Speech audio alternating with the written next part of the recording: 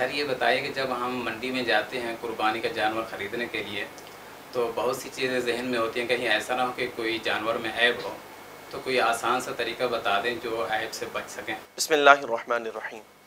جس جانور کو قربانی کے حوالے سے قربان کیا جا رہا ہے اس کا عیب سے پاک ہونا یا بہت زیادہ عیب نہ ہونا یہ ضروری ہے، ٹھیک ہے؟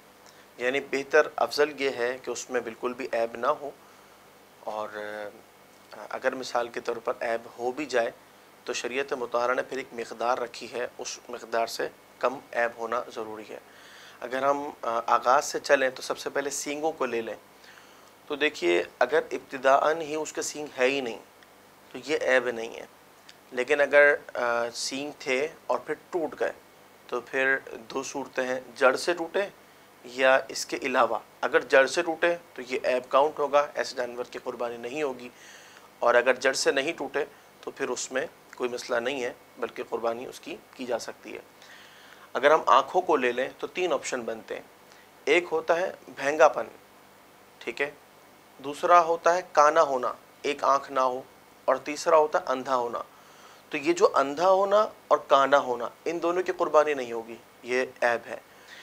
تھوڑا سا اور آگے آئیے دانتوں کی طرف، اگر دانت نہ ہو تو اس صورت میں بھی قربانی نہیں ہوگی۔ دانت نہ ہونے کا مطلب یہ ہے کہ بالکل ہی ختم ہو جائیں، ٹوٹ جائیں، یا اتنے شدید کمزور ہو جائیں کہ وہ چبانے سے قاصر ہو جائے تو یہی حکم ہوگا۔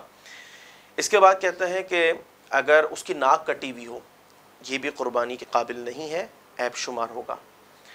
اور کانوں کا مسئلہ، اگر کان ایک تہائی یا اس سے زیادہ کٹے ہوئے ہوں تو عیب شمار ہوگا، قربانی نہیں ہوگی۔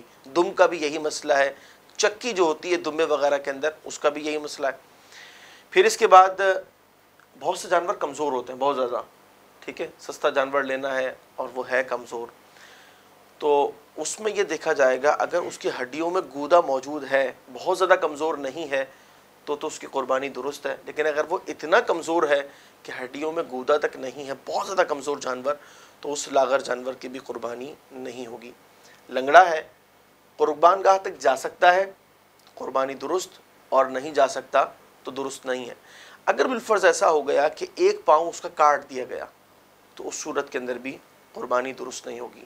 تھنوں کا معاملہ، تھن کے اندر اصول یہ ہے کہ اگر تھن خشک ہو جائیں یا کٹے ہوئے ہوں تو اس میں قربانی نہیں ہوتی، اور معیار کیا ہے؟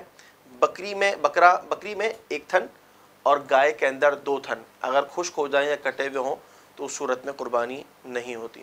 تو خلاصہ کلام یہ ہے کہ آنکھوں کے حوالے سے، کانوں کے حوالے سے، اچھا کانوں کے حوالے سے جس طرح ابھی ہم نے بات کی کہ تہائی کان کٹا ہوا ہو تو اس صورت میں قربانی نہیں ہوتی، اور اس سے کم ہو تو ہو جاتی ہے۔ اس میں ایک صورت یہ بھی ہے کہ اگر ایک کان سرے سے ہی نہ ہو یا کٹ جائے پورا کا پورا تو ان دو صورتوں کے اندر بھی قربانی نہیں ہوتی ہے۔ تو دیکھیے ناک کا مسئلہ ہم نے سمجھ لیا، کٹی ہوئی ہو قربانی نہیں ہوگی۔ آنکھوں کے بارے میں اندھا ہو یا کانا ہو قربانی نہیں ہوگی۔ اسی طریقے سے اگر دم یا جو چکی وغیرہ ہے اگر وہ تہائی سے زیادہ کٹی ہوئی ہو یا تہائی کٹی ہوئی ہو قربانی نہیں ہوگی۔ لنگڑا ہے، قربان گاہ تک نہیں جا سکتا، قربانی نہیں ہوگی۔ اور لاغر ہے بہت زیادہ کہ جس کی ہڈیوں میں گودا تک نہیں، قربانی نہیں ہوگی۔ اور اسی طریقے سے اگر بھینگا پن ہے وہ نظر انداز ہے، ٹھیک ہے۔ اور جہاں تک بات ہے کہ اگر ایک پاؤں کٹا ہوا ہو تو اس صورت کے اندر بھی قربانی نہیں ہوگی۔ ان چیزوں کا خاص خیال رکھنا چاہیے۔ خلق السحاب وخلق الماء خلق الشمس في الفضاء سبحان خالق الحياة